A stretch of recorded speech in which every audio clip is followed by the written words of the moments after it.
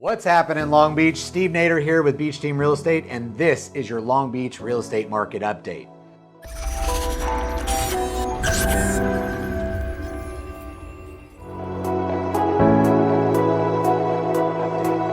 We're in the spring selling season, and the word that absolutely stands out among everything else is inventory.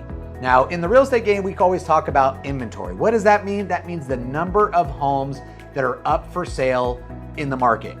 In single family and condo markets, specifically in Long Beach, there is no inventory. It's a trend that's happening all across the country, but it's very important to note that here in Long Beach, California, we are at all-time lows of homes and condos available for sale.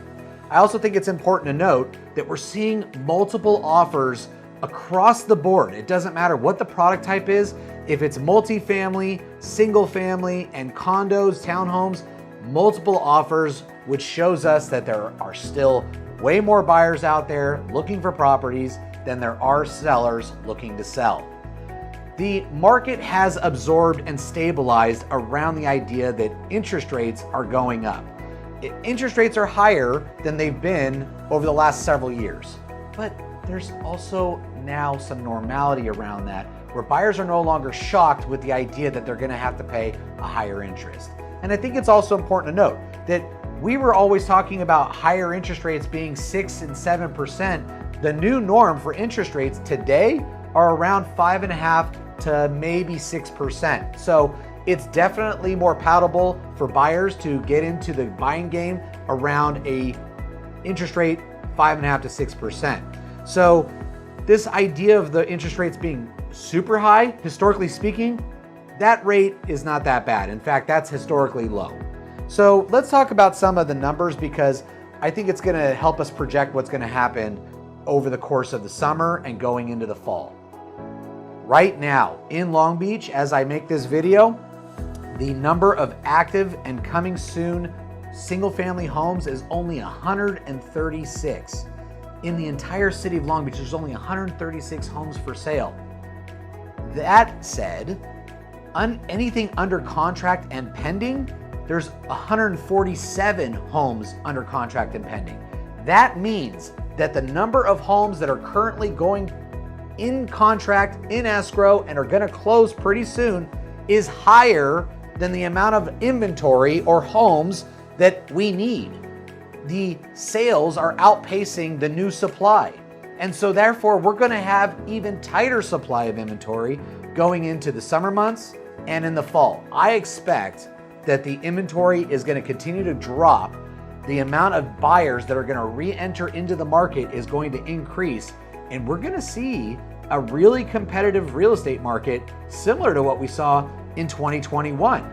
Prices are going to start going back up again.